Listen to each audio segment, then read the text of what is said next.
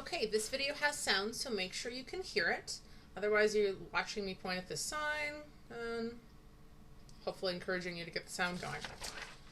This is a lesson on Chapter 12, Section 2, Part 2, out of the Chapter 12 Geometry Study Guide.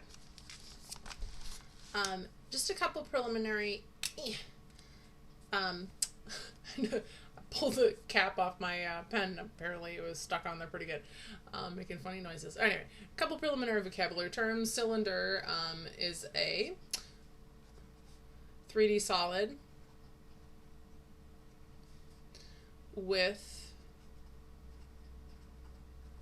congruent circular bases. So basically this is a soup can shape, where you've got a circle on the top and another exactly the same size circle on the bottom, and then just kind of this wraparound lateral surface. A right cylinder is a cylinder where the lateral surfaces come to a 90-degree angle with the base and the opposing base. So that's pretty obvious. It's a right angle.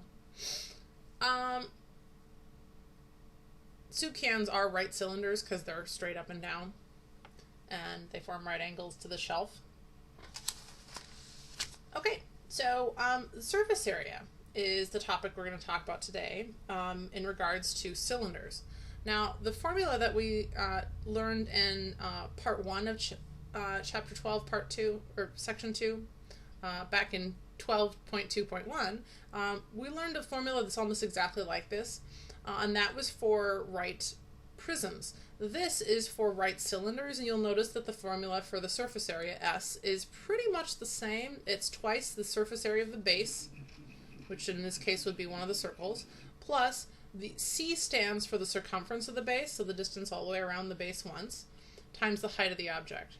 Now remember, prisms and cylinders, they all have bases, and you have to figure out where that base is. The bases, and there's two of them, are going to be the two objects, or two-dimensional sides that are across from each other and identical and congruent.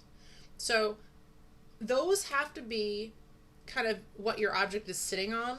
So back here with this example, these two pentagons were the bases because they were across from each other and they were congruent. There were no other sides here that were perfectly across from each other and congruent. So they're parallel and congruent, I suppose I should say.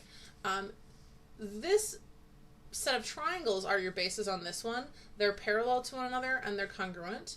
And so this object, I called this an object that kind of fell over. So the base is actually on the side rather than sitting on the bottom of the object as it sits. This is also a pushed over prism where the bases are on the side. So in order to figure out what the height is, you have to kind of in your mind take that prism and set it right side up so that this is your height, and that would be that way when it's sitting on the base. This is a correctly positioned three-dimensional object in terms of the bases because it's sitting on one of the bases. So these are the two bases, and then your height is here. So back over here, the area of the base, since the base is a circle, is pi r squared. The circumference is 2 pi r, or pi times diameter, and then the height of the object is just h.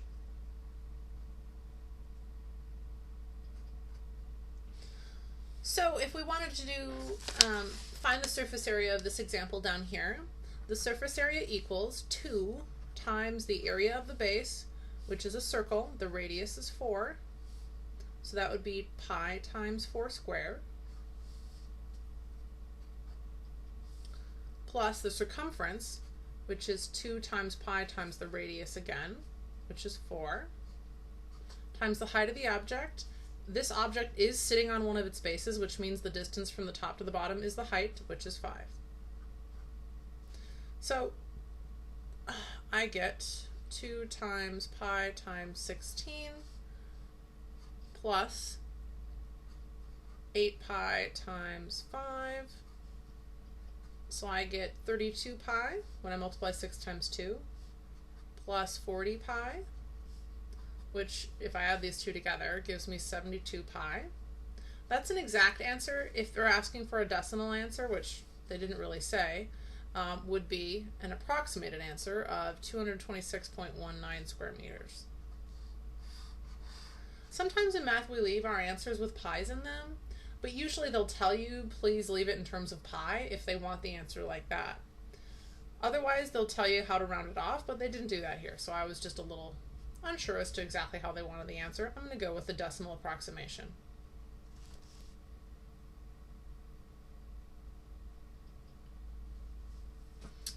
All right.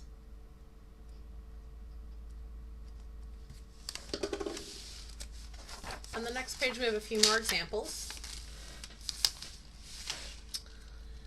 All right, we're at the top. Find the surface area of a right cylinder with a height of 9 centimeters and a radius of 6. So the formula is surface area of a right cylinder equals 2 times the area of the base plus the circumference of the base times the height of the object. So since the base is a circle, that would be pi times r squared, radius being 6. The circumference of a circle is 2 pi r, again radius is 6. And the height of this shape, it says, or height of this cylinder is 9 centimeters. So I'll put in 9 for h. So this is 36 times 2 is 72 with the pi. 6 times 2 is 12, times 9 is 108 with the pi. So that would be 180 pi. Now they don't want us to leave it as an exact answer in terms of pi. They want us to round it to 2 decimal places, which means we're going to actually give our decimal approximated answer by multiplying 180 times pi, which is 565.49 square centimeters.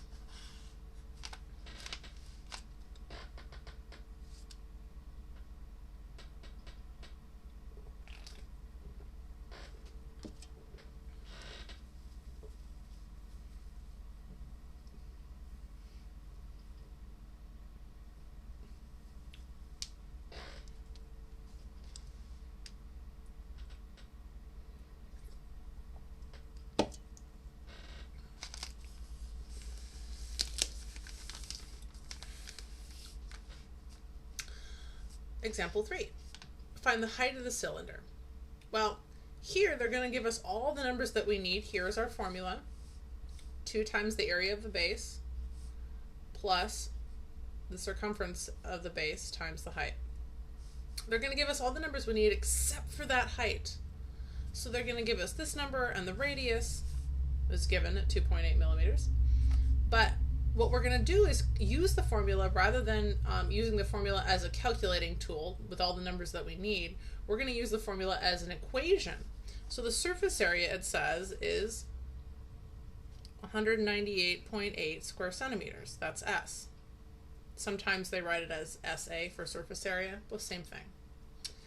2 times pi times the radius squared would be 2.8 squared. That's this.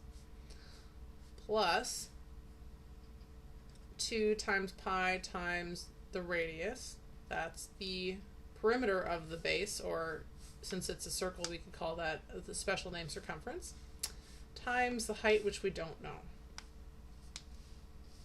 So using this as an equation, 198.8 equals 2.8 squared is 7.84 approximately. And then over here we'd have 2 times pi times 2.8 is 17.5929, and then the h is part of this term. So I have 198.8 is approximately equal to, if I do 2 times pi times 7.84, I get 49.26017. I'm going to subtract this 49.26017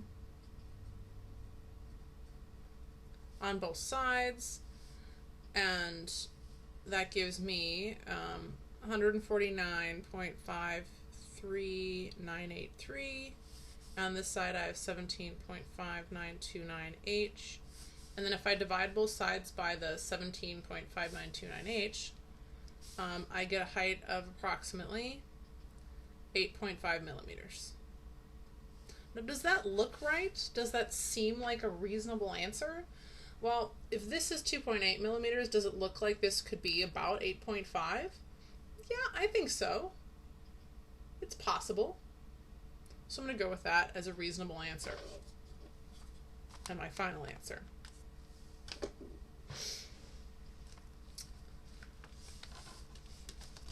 And then the last one, they want us to find the radius. So here, the surface area, which they give us to be 168 pi, is equal to 2 times the area, which is pi r squared, plus the circumference, which is 2 pi r, times the height, which they give us is 5.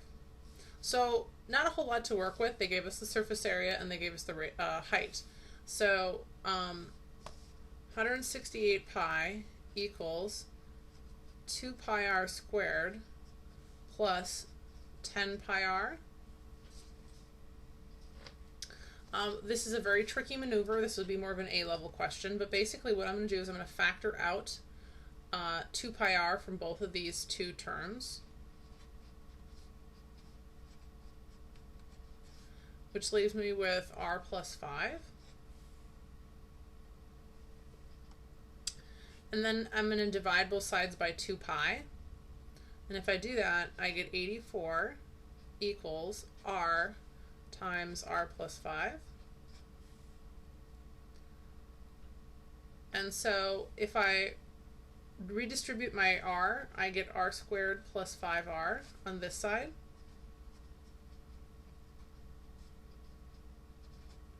And then if I subtract 84 on both sides, I'll get a 0 over here, and I'll have a minus 84 over there. And I just wrote the sides backwards. Basically, I wrote everything on this side together, and then the 0 was over here, but I just wrote it on the other side. And then this can be factored. We're looking for two numbers that multiply together to be 84, but when you add them together, you get 5, and it turns out to be positive 12 and negative 7. Now, again, this is very advanced stuff. This is an A-level question, stuff that you had probably seen in pre-algebra a little bit, or I mean algebra 1. Some factoring and some kind of fancy work with numbers. Obviously, the radius can't be negative, so this answers out.